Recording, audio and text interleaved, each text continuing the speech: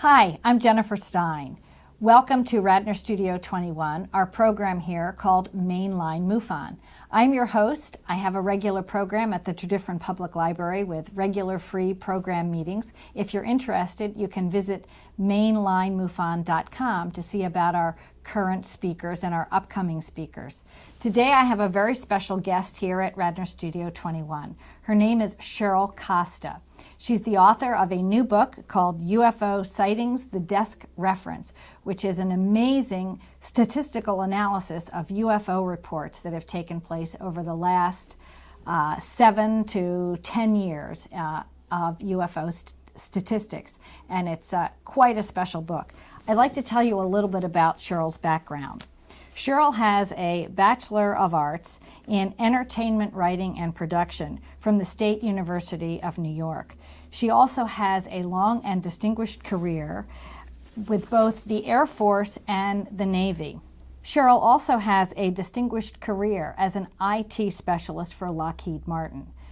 Cheryl also had a UFO experience when she was quite young, which piqued her interest in this topic, and it continued throughout her lifetime.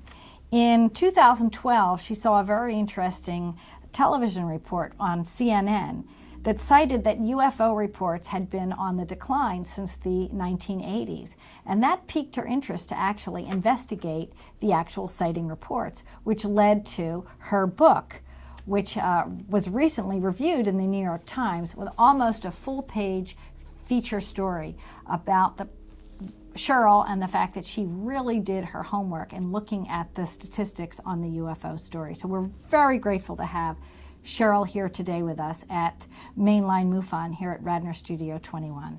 Thank you so much for coming to Line MUFON and being willing to chat with us here on our special show. Thanks for inviting me.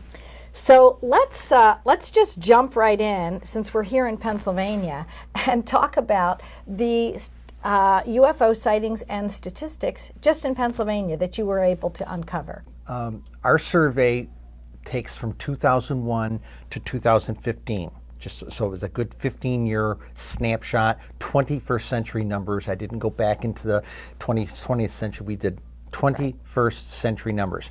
Just before you tell us the numbers, there was a reason why you did that as well. Yes. So let's tell the audience okay, why. Prior to 1999, the ability for people to report UFOs was rather primitive. People faxed them in to somebody who collected them, called their answering machine, sent them, if they were on CompuServe or the early America Online, they did it that way, or they cut a clipping out of the newspaper and mailed it to them, or they wrote a personal story, and it was it. But it was not really in an online context. So the numbers of sightings through the 80s and 90s, the numbers were in the low hundreds, in some cases in the low 10s and 20s. In the late 90s, the numbers started going up because people had connectivity. By 1999, a lot of people had broadband or had really good dial-up, and the numbers of reporting numbers started going up. The major online reporting services, National UFO Reporting Center and the Mutual UFO Network, both had online presences, and people were able to report them there. And with certain documentaries that were out there in the early 2000s, more people knew, oh, I can go there and report my UFO sighting, or I can go there and report my mother's deathbed confession about UFOs, and people did, and we started seeing the numbers go up a lot. California's number one, with over 15,000, 15,836 to be exact, followed by Florida and Texas. And the funny thing about Pennsylvania is the fact that it's in that top 10, and those top 10 states are 52% of the sightings for the entire United States, which is very interesting. I'll give you an example. In the 15-year period, 5,176 sightings in Pennsylvania reported. And I use the word reported. That's important because a lot of people don't report them. Top counties, and this is something we did unique to this book, is we added county data to it. Up until then, neither reporting centers were tracking county information. Allegheny County had 477, Bucks County 397, Philadelphia 336, Montgomery County, I think that's pretty local here, isn't it? 282. Westmoreland County, 212. And Chester County, 197. So those are the top counties in the whole state, and Yes. it's kind of in southeastern Pennsylvania, except I think, well, another one right under that is Westmoreland, and that's in Pittsburgh, the other really big city. Yeah.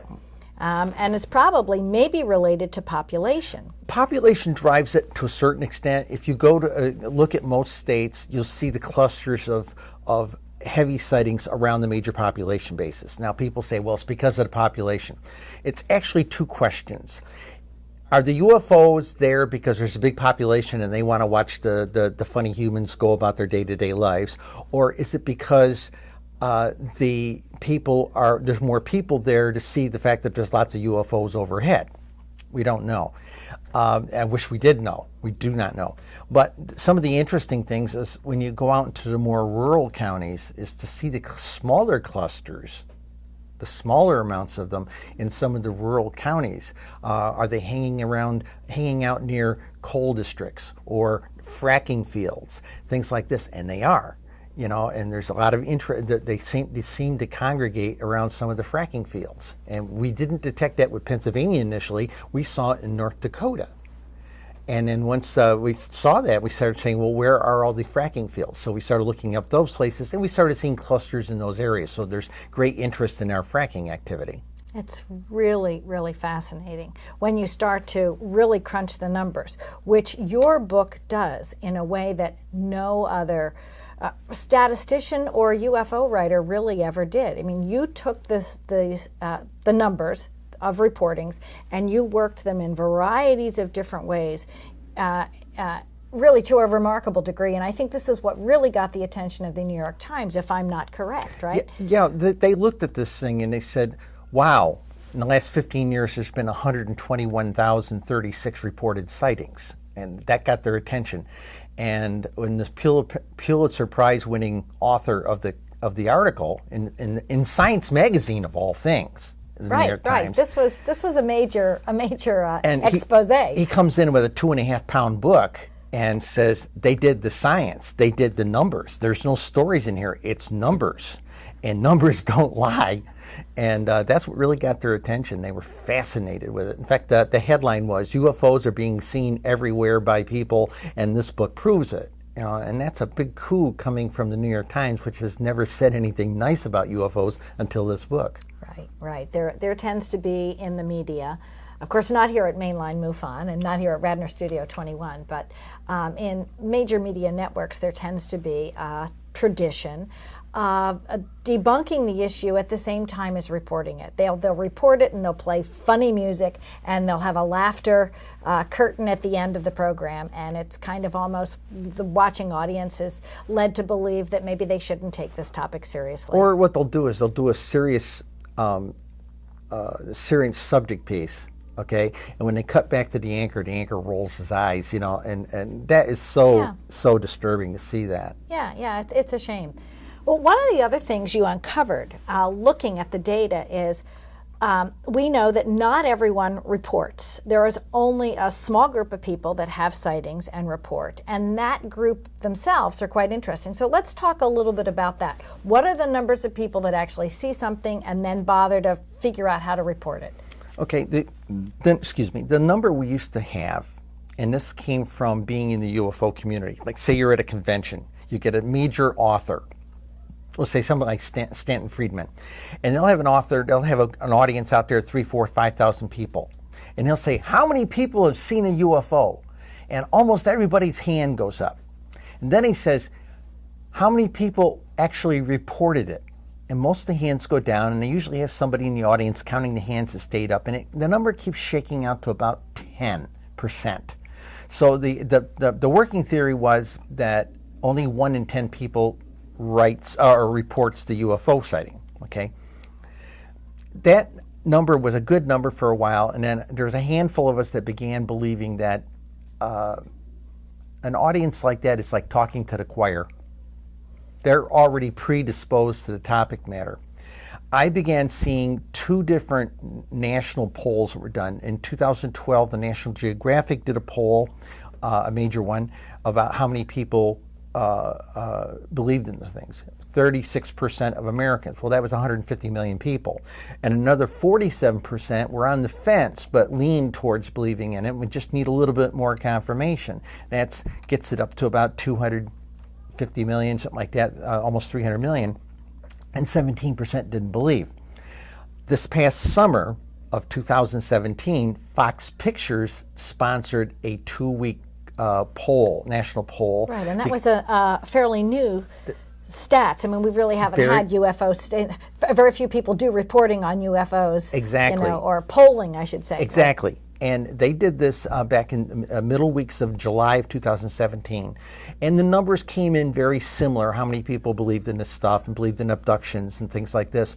But one of the numbers that was unique that the National Geographic study didn't have, that this Fox one had, was that 16.74% of Americans say they had seen a UFO. Well, I cranked that back against our population, and that suggested a number of, a very, very large number, 53 million sightings. So I'm saying, over what time period? So I got to thinking about lifetime. If, in my case, I'm a geezer, so I said, well, okay, I was in high school in 1967, that's 50 years back, what would it be? And it turned out to be over 1 million sightings a year. I said, that feels high. So I took it back to 1957, and it still felt high. It was like 800,000, high 800,000. And then I said, wait a minute, the modern age for UFOs is since 1947. So I took it back 70 years and divided it, and the number came in around 750,000. And that number felt more comfortable based on some numbers that I derived from my own statistics. Mm-hmm. So we started looking at it, and some of the UFO experts, several MUFON researchers, we were coming up with the idea that maybe only 1 in, say, 40 or 1 in 50 people reports what they see, and that 750,000 sightings a year bounced back to about 50 people, 1 in 50 people reporting what they see, and that number feels really comfortable to a bunch of us. Wow. Wow, so it's a slightly different but more comfortable statistic. Yes, there's a lot of activity up there that most people just don't see. Now, there's also actually a very unique group that tends to be the group that reports. I remember you were asking questions last night when you were presenting for our mainline MUFON library program, that there's a very unique group of people that tend to report UFOs. So what is this group? I mean, it's a few, and they tend to overlap. But it's a funny thing. You look at it and you say there's a certain, especially if you look at the months that people have, and you get a chart that kind of looks like this, and the peak is June, July, August, September. Okay. So when you have all 12 months lined up, and you look at the number of sightings, and then it trails off. Right. But there's this, it doesn't go to zero. It trails off to this little statistically flat area, and it turns out it's people taking the dog out for a walk every day, rain or shine, going out for a smoke, or going out for a smoke and walking the dog. And MUFON investigators tell me that they search on smoke, dog, that type of thing, yes, because they know that these are the people that are out there day in, day out, rain or shine. Yes, I've read a lot of reports myself and gotten reports of hospital workers who work at a major hospital, and they have to walk off site 500 feet or something from the door of the building, so they have a view, and they're usually working a night shift, and they're out in the middle of the night taking a cigarette break, and that's when they see things. I can't tell you how many reports. Also, at airports, there are a lot of reports coming in, baggage handlers, people who are outside, who have a vista they can see. Those are consistent reporters. And they're also very cognizant of the traffic pattern for the airport. Right. Okay. Some time back, I was in a situation where I was in Montrose, Pennsylvania, out at an old retired dairy farm. We were doing one of these reenacting things. Okay, and it was late at night, and there were a gazillion stars in the sky. The galaxy was overhead, so to speak. Okay, and I was out sort of guarding something, and I was watching the sky. And within about 10 minutes, I had completely figured out the Scranton Airport stacking pattern. Okay, that was easy. And that's when I started counting the UFOs that were the ones that were not in the stacking pattern. Okay, the ones that were acting really weird and flying very fast and stopping and changing direction, things like that. And I counted like 40 of them in about 35, 40 minutes. It was intriguing. But the key, people say, well, how do I go out and see these things? Turn off your phone, go outside, quiet yourself, don't talk to your friends, and just watch the sky. A lot of people, there's another group of people that see a lot of UFOs. My wife and I were laying on the hood of our car watching the stars. That's how you get to see UFOs. You got to quiet yourself, go out there, and just relax and observe. But if you're sitting here running your mouth, you're not going to see anything. It's interesting that there have been long historical records of sightings. Did you do any digging into time periods prior to, say, the modern age, like before 1947 when you started your research? Well, I write a weekly column for the SyracuseNewTimes.com up in Syracuse, New York, and I've been writing for them almost 5 years. And anyone watching can actually can check into that, right? If yes. they visit SyracuseNewTimes.com, all one word.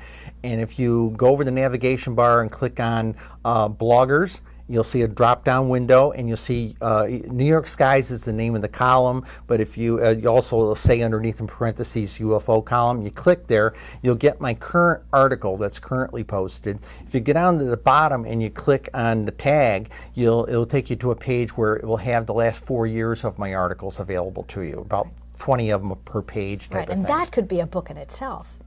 There's my spouse, who's my first level editor, is putting together the best of New York skies, and it's going to have a lot of stories, mostly New York. But in the last 2 years, I've started writing historical stories prior to 1947 about other sightings in other places in the United States, in the Midwest, that type of thing. And a lot of these stories are coming from people who are now in their 70s, 80s, 90s, and I never told anybody this, or my brother and I never told anybody like this, or our mother told us this on her deathbed, that kind of story. And in fact, something we discovered writing my column is I've been invited to a lot of backyard barbecues. And I'll usually go over there with a security person to make sure it's not a problem. And when I get there, I get a beer and a burger in my hand, and they sit us down and say, hey, we want you to talk to our Uncle Ralph or our Aunt Sally. And you can see it's like talking to a veteran. The moment they start telling you about the sighting, you can see it in their eyes. They're living it again. They're there again. It's an amazing thing. I'm very privileged to hear it. But the other goofy thing is, for the last 70 years, we've been under this psychological ops mentality.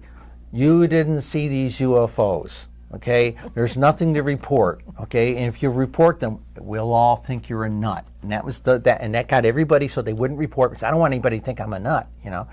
And what happened is the stories started being handed down within families. They're being handed down like family heirlooms. I had one family sit down and tell me stories dating back to 1880 all the way through their family. Wow. Okay, and it's amazing stuff, you know. Literally some school kids in 1882, spring of 1882 up in Cameron, New York, were walking, the proverbial grandmother said, I used to walk 7 miles to school. Right. Well, it was one of those deals. Very, very rural area, and they were walking to school. There was a little bridge they had to cross over a stream. It was spring runoff. The stream was swollen. As they were getting ready to walk over the bridge, they saw about a half a dozen little men, bald heads, almond eyes, and blue jumpsuits, collecting rocks and samples and water, and they waved to the kids, come on down. The kids were terrified and ran off. And this came to us through a lady, an 85-year-old lady, who came to me and said, let me tell you this family story. And the two of those girls were my great aunts. Wow. And they became school teachers and that kind of thing. And she told me an amazing story. I had another one that was given to me from Tioga, New York on Thanksgiving 1934. Little 8-year-old girl's with her parents. They're driving up the road, and she yells to her father, rural road, Daddy, stop, there's a Greyhound bus in that cow field. And they pulled the car over, and they looked down there, and the craft that was described to me had rows of windows around it and was gray and looked like a bus. And her father stood there in the cow field looking at it, And the little guys that were running around it got inside, the thing flashed, moved up off the ground, and then shot for the sky like in a blinding speed. And her parents would never ever talk to her about it ever again. And she came to me, and we had sat down and had coffee and had a long talk about it. Wow. Wow. I mean, these are life-changing experiences for many people because they don't know how to put this into context with what they've believed or perceived their reality to be, and there isn't anyone they can go talk to about it, or they think there isn't anyone. And these particular stories, especially prior to 1947, I tend to think, and I want to ask you, I think they are even more significant than, say, post the modern era, because we live in an era, in a time when so many things can be digitized and photoshopped in. But when you're talking about prior to these programs existing, prior to us even having commercial aircraft and things like this, these stories become more and more significant, don't you think? I mean, Yes. Aren't they a testament to? I did one that was about, just a couple of months ago, I did a story about some high school kids that were being driven to do a play at a school. This is in rural Missouri in 1934. Okay, this is before the Tennessee Valley Authority. Okay, so the electricity wasn't, it was like only in town they had electricity, but getting out in the rural areas there wasn't, and that's where the school was. And they were waiting in the parking lot for the janitor to open the place up, and they had these glowing balls come out of the cornfield and hover around the car, terrified the teenage girls in the car. And then these balls floated off and started going back in the cornfields. The boys got out of the car and chased the balls out into the cornfield. You know, that kind of thing. And that was 1934.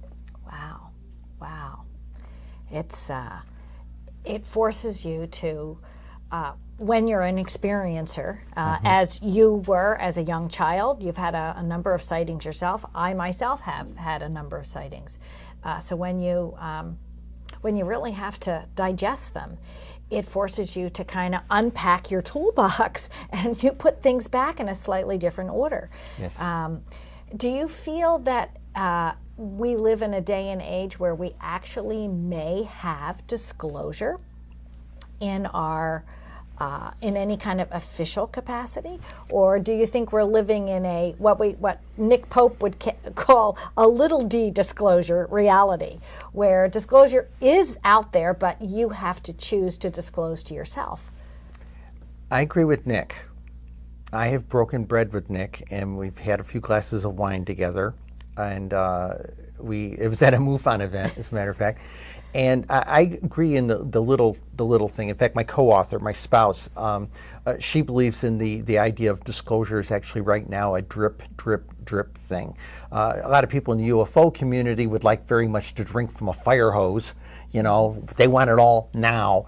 But the average person needs the drip, drip, drip. A few weeks ago, Tom DeLonge, the rock star guy, had a meeting with and had like 5 guys that just recently retired from the Defense Department. And and these one are of them, very high-level people. yeah, and one of these guys said, "I am the person who managed all this material for the Defense Department in a deeply hidden organization, and I'm here to tell you they're real." You know, and I shared that little clip on Facebook as far as I could share, and I've got a lot of, I can reach out to about 300,000 people on Facebook that I have access to, and people were blown away by that. And of course, you know, the people in the UFO community, yeah, well, we already know that.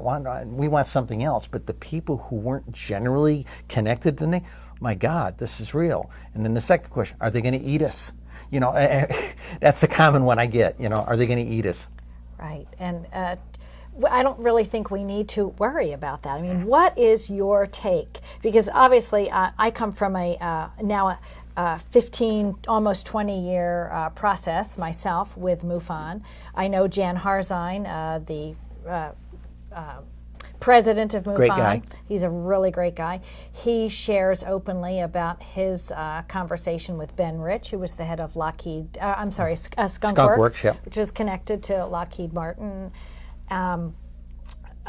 Ben Rich said to a large audience at an alumni gathering at UCLA Engineering School that not only did they have huge array of highly technical aircraft, some of which was not well known to the public and was in a black ops project.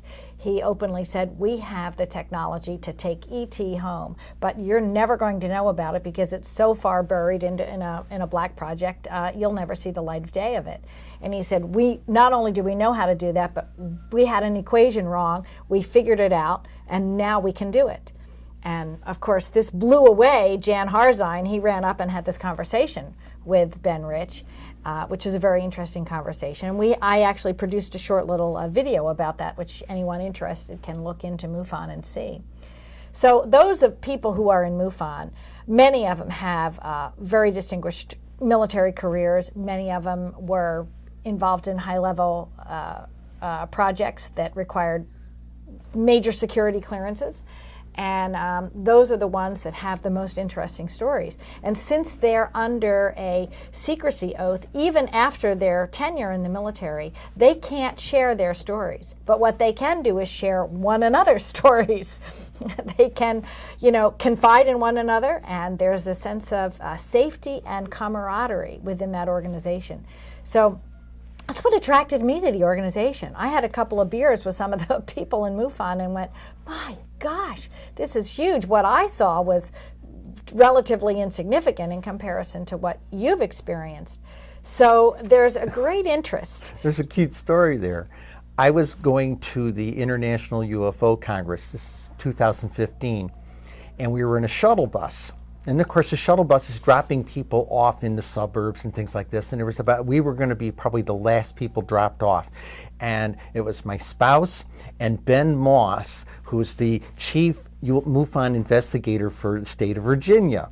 Him and I are having this really deep conversation about sightings and disclosure and things. And these other people in the bus, just average folks in the suburbs, I glanced up at a couple of them, you could see their eyes were like wide open, the color is draining from their face because we're talking about UFOs, not in the what if, we're talking about them, they're here, they're now, get over it. Right. And these people were getting out of the car and they looked like somebody had shot them up with some drug because they're going, like, it was amazing to watch. And when we were working on the book, I worked on this thing for, Linda and I worked on this thing for almost 18 months. It was 16 months to put the book together. Okay, and actually maybe a little longer because we developed processes to do the number crunching back doing just New York State to support my column back during 2015. And every morning I would come in, I had and I retired from Lockheed, I had a job with a back office area of a bank, a major bank, okay? And I would come down in the coffee shop downstairs, and the baristas knew what I was working on and say, wow, what'd you crunch this weekend? Oh, I crunched New York State. Oh, how many New York State UFOs were there? And I'd say 5,156. And this lady tapped on my shoulder. Did you say there's over 5,000 UFO sightings in New York State? When? I said, in the last 15 years. And we watched the color drain from her face. We had to help her to a chair. Because it just, you don't hear about it in the newspaper. You're right, you don't hear about it in the newspaper. And we have this conspiracy of silence within the press community and within academia. I had a couple scientists come after a column I wrote a couple of weeks ago. Regional upstate New York guys that got masters and PhDs from a couple of very prestigious schools, and nothing I could say could even get them interested. And I said, look, tell you what, Meet me at such and such coffee shop. I'll give you a copy of my book. It's a $40 book. I'll give you a free copy of my book if you look at my data. Oh, no, we can't do that. This is like Galileo dealt with the bishops and cardinals of the Catholic Church who wouldn't look in his microscope to look at that little glass of water there and see all the little creatures swimming around because they said that's impossible. We're not even going to look in there. It's stupid. And these academic guys were the same thing. Oh, the aliens can't get there from out there because it's trillions and trillions and billions of miles and they're not going to get here. But our guy from the Skunk Works said, we figured out there was a mistake in the formula and they can get here. Right. But these guys won't look at the data. Right. And when technology changes, as in Galileo's time when he worked with people who developed these microscopes that gave him an ability to see in a different way. Our technology is changing rapidly today. I've been attending wonderful conferences with a group of scientists who have organized themselves under the heading the Thunderbolt Projects. It's also called the Electric Universe Theories. These are, many of them are plasma physicists from very prestigious laboratories around the country. And what they are seeing in the lab and what they are seeing out in the greater galaxies is blowing their mind and making them understand the real true nature of dark matter and dark energy. And it's a river of electrical current and plasma energy moving at very, very high rates of speed. And once we learn how to float on that river of current, it will be much like mariners that discovered how to float on the oceans of our globe. And when they did that, the oceans became the conveyor belts for transportation, and of course the world opened. And we are now discovering there's probably many, many cultures in the far ancient past that were ancient mariners that probably figured this out. And even the history of our own Earth is probably much, much, much older. Along the idea with the academia, okay, Yes. And this is something people need to keep in perspective. In 1940, okay, and I'll quote a book, it's called The Rise of the Rocket Girls. Okay, it's about the women who were working in the pre and later in the space program, the pre-space program and the program of space.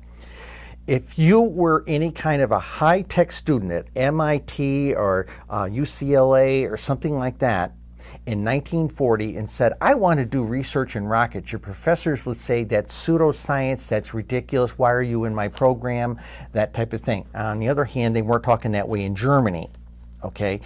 And it only after Sputnik occurred, and after World War II, V-2 rockets and V-1 rockets were coming over and bombing London, that our scientists start paying attention.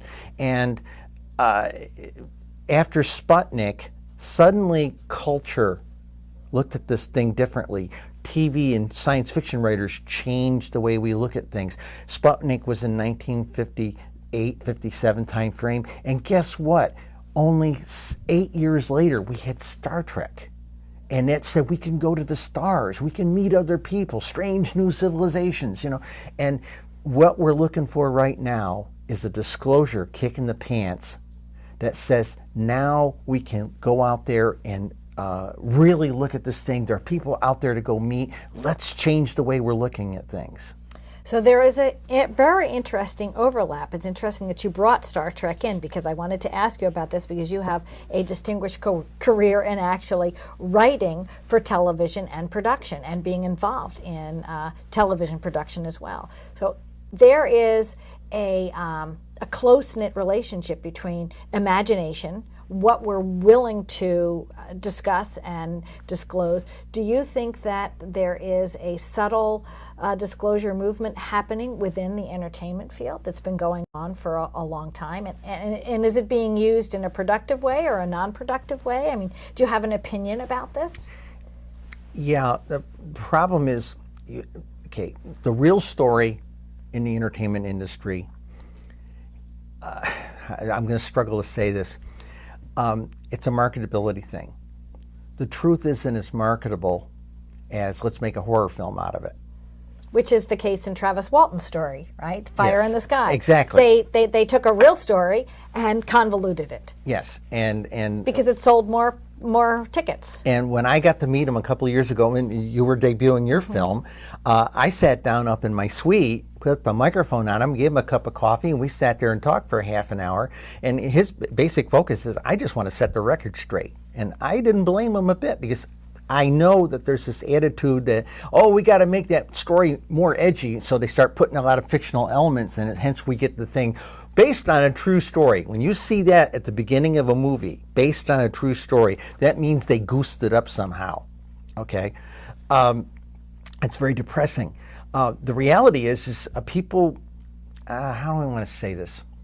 Right now, there's a big push in the UFO community, I'm saying a big push, but there's a great deal of resistance going against it. A lot of people like to think of the alien craft and the interdimensional craft and whatever this stuff is that's coming here as in hardware, nuts and bolts, things they can understand. We want to look at that cockpit and see the controls, and they're expecting to see something like one of our aircraft. And the people who've said they've seen these sorts of things say, it's like nothing we've ever seen. And oh, by the way, they don't touch anything, they talk to it with their mind, their telepathy. It's a consciousness-based thing, and this is starting to really be embraced. And we've all seen the movie, most people have seen Close Encounters of the Third Kind. And the Close Encounters codes 1, 2, and 3 were all based on Professor Hynek's theory of Close Encounters 1, oh, I saw something. Close Encounters 2, I saw it up close. And Close Encounters 3, I saw it up close and personal, and there were little guys running around. Close Encounters 4 was added later, alien to human contact. Close Encounters 5, a new operative that's running around now, is human to alien initiated contact. And one of the things that Tom DeLonge brought out, and a number of other people in the community have been talking about for a long time, and we keep getting hushed up and shunned away, is the way we're going to have contact with those guys is not through SETI and radio waves and everything, it's through consciousness, it's through telepathy. And we've got pools of people out there doing CE5 protocols to reach out and send messages of joy and welcome, and they get responses from them. It's really quite fascinating. It's amazing. There are a number of groups. Anyone interested can Google this and start looking. There's CE5. Google CE5. There's probably a chapter in your state too. Right. You know? Right. In fact, I think we do have a group in the Bucks County area who are doing it right here in the Pennsylvania region, in southeastern Pennsylvania. I lived in a Buddhist monastery for 7 years, Tibetan Buddhist monastery in Maryland. I was a Buddhist nun. I had the buzz cut. I dressed like the Dalai Lama. So I understand this consciousness thing and deep meditation and what you can touch in your deep meditation. And they're on the right track. The CE5 thing, they're on the right track. They need a little more discipline, in my opinion, but that's the Buddhist monk talking to you. You know, they need a little bit more discipline, but they'll get there. Well, many people who have sightings, I myself included, have always had this deeper sense, although it's a little ineffable. You can't quite put your finger on it or find the words to describe it, but it's almost as if your consciousness is touched in some way. And many people have had a thought like, wait a minute, did I just see that go by? I need to see that again. And the same thing will repeat on their request. Or they'll say, could you come back? Something flies away, and they'll ask it to come back or show itself again, and it reappears if it's a ball of light in the sky or on the ground. So there's quite a lot of conscious connection. Let me give you an example. Okay, now this is coming from a monastic and a shamanic, native medicine kind of person viewpoint.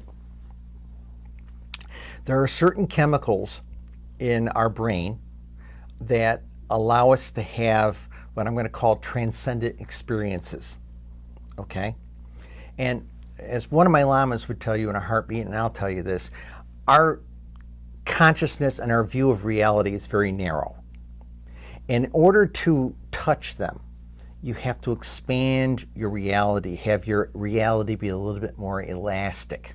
Meditation can get you down into this.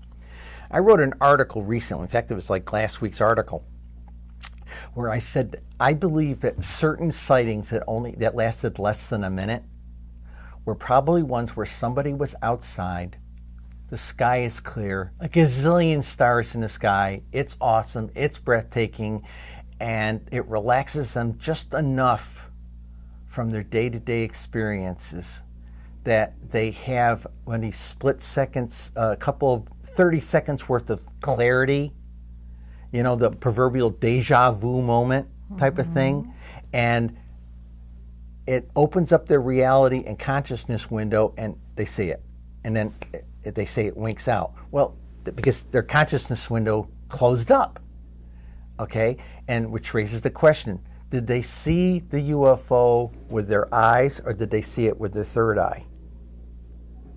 And I argue that not all, some of these very, very short window contacts are seen with the consciousness eye. Wow. Wow, that's a very profound window, because it steps us into, you can go into biblical literature as well. I mean, look at Ezekiel's wheel. What was he seeing? What was he encountering? There are many biblical paintings, if you wanted to just take a look at that alone, where there are references to someone in deep prayer, someone praying. Even there's very famous paintings of Abraham at the moment where he has to sacrifice his son Isaac, and there's a UFO above shining light down on the scene. So there's a sense of enlightenment changing the picture. Now, of course, this is the artist's interpretation, Obviously. But why did the artist, There's a metaphorical issue going on in that painting. Yes, and the painter's bringing this information deliberately to the viewer of the painting, that there's a bigger picture. I was having let us say what's the word you want to call it? A academic argument with a theologian that I know, okay? And he was giving me a ration of it. And during the course of which, he says, well, let me give you something from your book. I said, there was Enoch, and Enoch was taken up, and while he was gone, they taught him to read and write. And he came back, and his reading and writing was Aramaic. It turned out to be what we call Aramaic.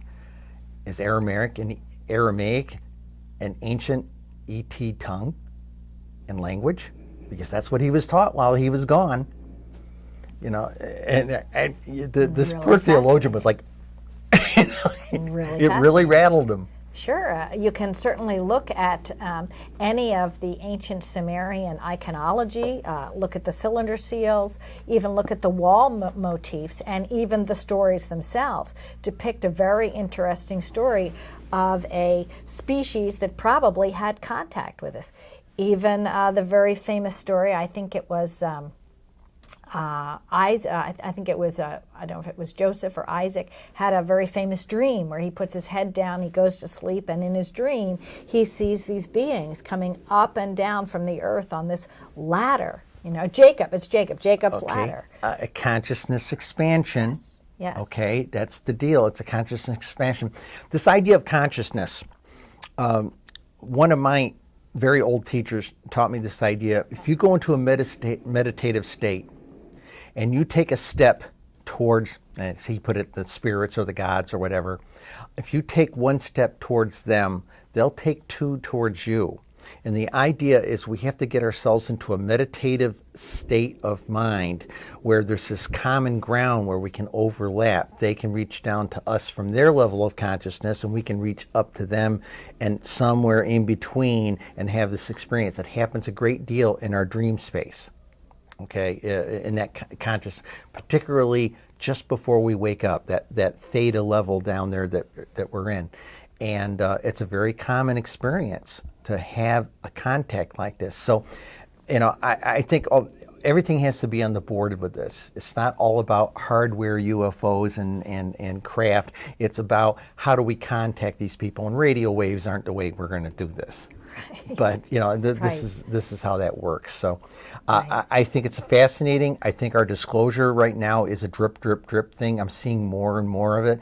Heck, I saw a commercial for Geico a week ago when I was in the movie theater, and Flo is driving along, and all of a sudden you see a flying saucer in the horizon behind her elevate up a cow, and then take off, and going. And my spouse looked at me and says, "Drip," The cartoons, it's showing up in political cartoons in the paper. I have one that I showed last night in a presentation where not CIA, but Secret Service guy. It's in front of the White House, and he hears a humming sound, and he looks down on the ground, and he starts snickering, ha, ha, ha. There's a little drone laying there, and up above him is this like half a mile wide UFO hovering over the White House, That's it. We're blind. Some of them are blind to it. You wouldn't believe them. If I tell people, there are some people who are not going to believe this stuff exists, and they won't believe it if I could show them a Klosniak Jaka class scout ship cracked up in the mall parking lot. They're still not going to believe me. Right, right. It usually is only people who have firsthand experience one shape or another that it begins to open their vision or their perspective. I myself, have had a couple of different sightings, always usually fairly unexpected, but it took me a long time to really come to the conclusion. My first sighting was when I was 19. I haven't shared this with you, but I've shared it publicly with other people.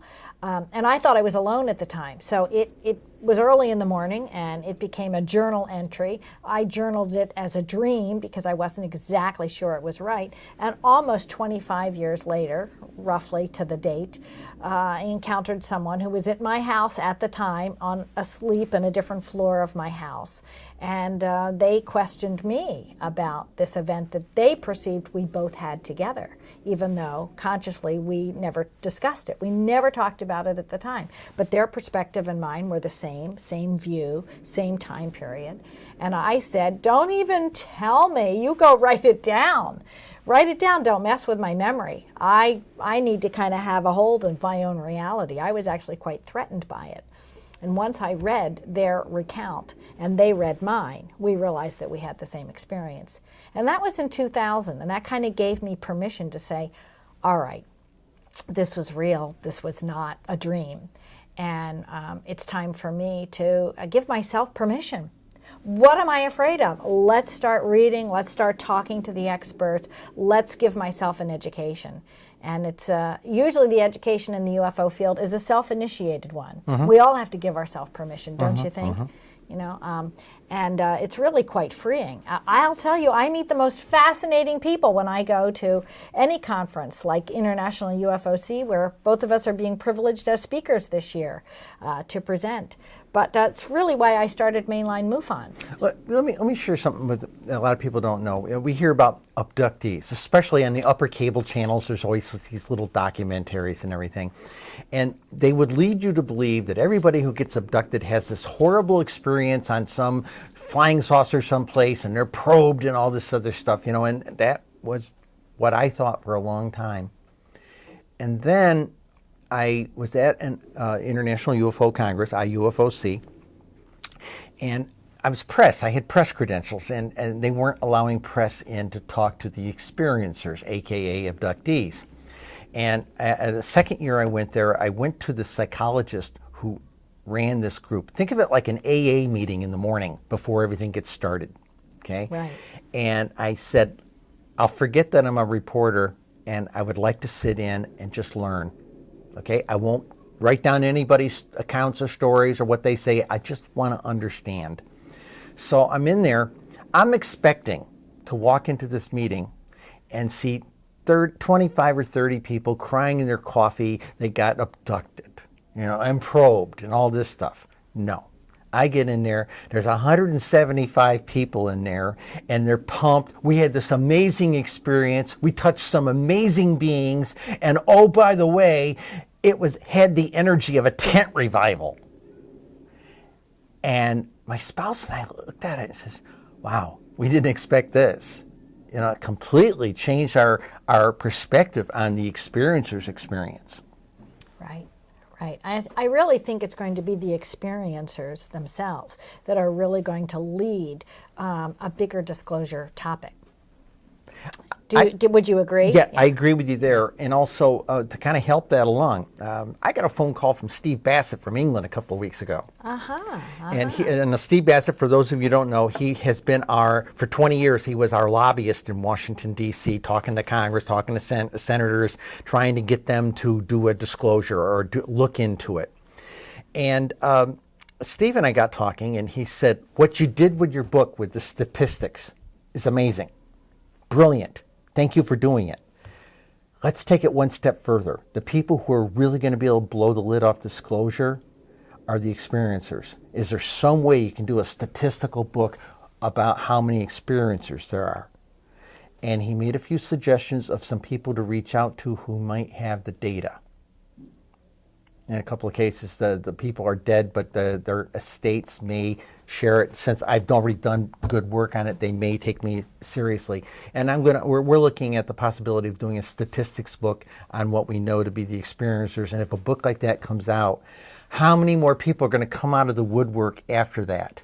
Yes. And that's what we're hoping to do. Yes, well, I think it's a very, very important movement forward. Even MUFON is beginning to take the topic very seriously. For years, they were a little uncomfortable at knowing exactly. A little uncomfortable.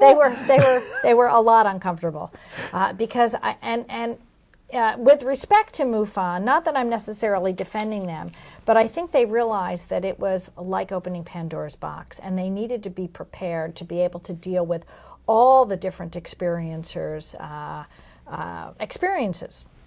And they needed to do it in a professional and a respectful way. And they weren't qualified yet to do it. These were many ex-military people who had a focus on a scientific exploration and quantification of the UFO experience, from lights in the sky to evidence on the ground, and they wanted to keep it very scientific.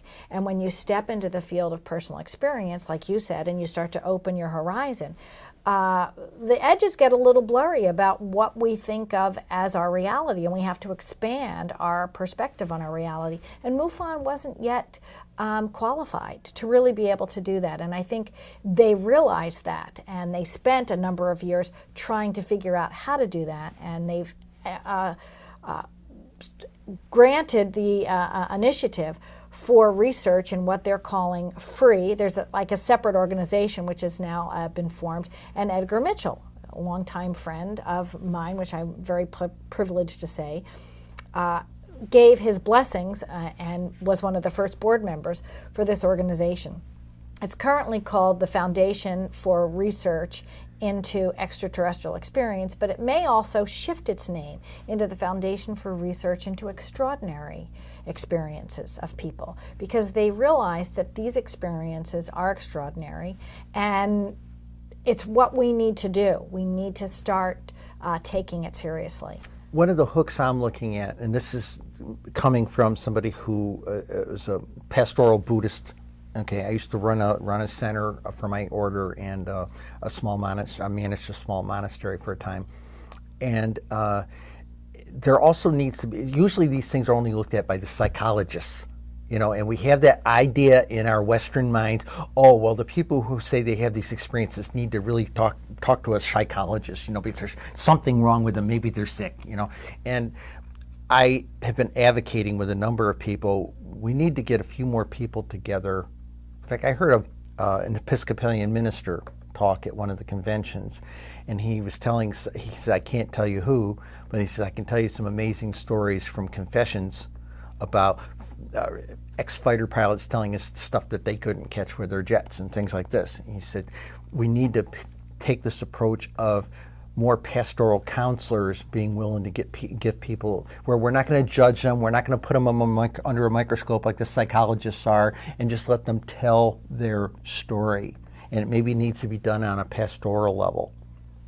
And I think that would be one way to do this. And I'm presently reaching out to several of these estates and trying to get the estate managers to share certain data with me. Not that I want identity information, like I did here with this book. It was what, when, and where, and just wanted to get us an idea of what it was and how many of them are. And if we do a book like this, like I said, I think we'll have a grassroots response that says, me too.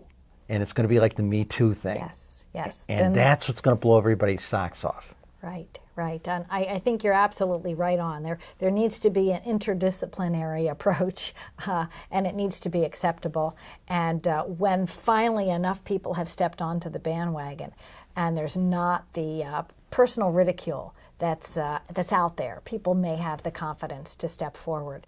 So if you have just joined us late in our program, I'm going to again thank Cheryl Costa for coming down from New York, where she's a writer for Syracuse Newtimes.com, where she has a long-standing blog online And she's also the author of a wonderful new book, which actually got the New York Times to do almost a full-page expose on, really looking at the statistics. It's the most in-depth statistical study ever done on the UFO topic. So those of you who are interested in the UFO topic, I encourage you to learn a little more about Line MUFON. It's a group here in the Radnor area. MUFON stands for the Mutual UFO Network. It's an organization which has been around about 50 years, started by a lot of ex-military people who believe that the approach to investigating the UFO topic with any serious discipline is now a civilian